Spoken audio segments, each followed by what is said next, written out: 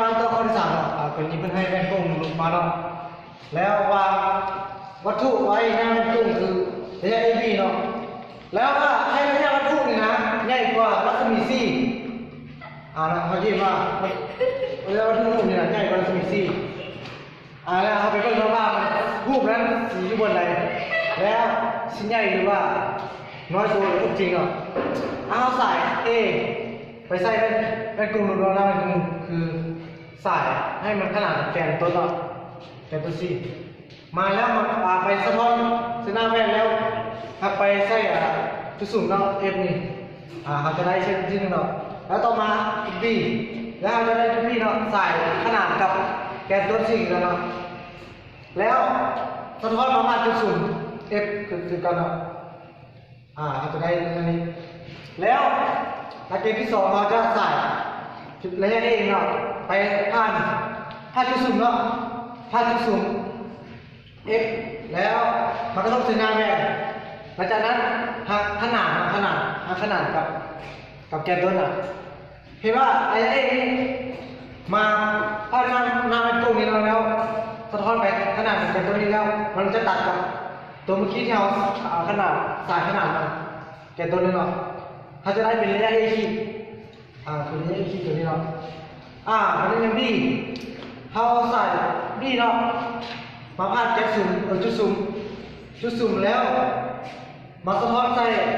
หน้าแว่นกลมๆเนาะแล้วขนาดกับแกนตัวนี้นะแล้วมันจะมาพาดเห็นว่าจะมาตัดกับจุดตัวที่บี้เขาใส่เมื่อกี้เนาะจุดตัวนี้แล้วจากนั้นเขาจะได้ B ขีดแล้วเขาจะได้รูป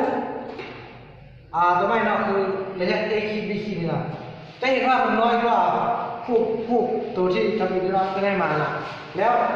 เขาจะได้ว่าเป็นรูปจริงเนาะเพราะว่ามันเกิดอยู่หน้าแว่นแล้วกรณีที่สอง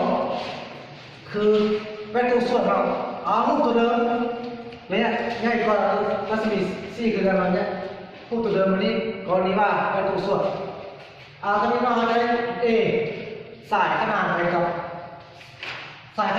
แกนต้นนี้เนาะแกนต้น C แล้วมันสะท้อนกับพื้นเนาะโดยที่ว่ารัศมีแสงนะมันมาพาดจุดสูงคือกันเนาะคือระยะนี้เนาะพาดจุดสูงแล้วตัวนี้นะพี่เนาะตัวนี้พี่คือเขาสายขนาดแบบแกนต้นมาแล้วหักไปโดยที่ว่าเป็นแกนยาวมาพาดจุดสูงคือกันเนาะเขาจะได้ตัวนี้เส้นนี้1เนาะต่อจากนั้นเขาจะสาย A นี่มาพาดจุดสูงเลยมาพาด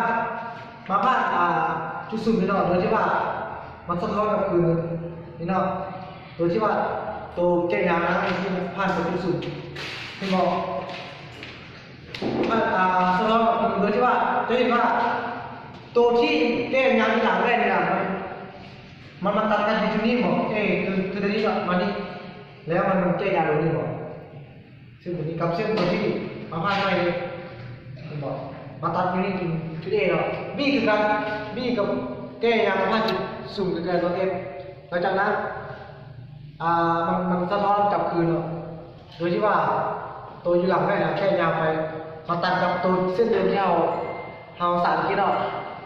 แล้วจะได้ไหมเนี่ย A ขีด B ขีดคือตัวนี้น้อยกว่าพวกจริงเนาะแล้ว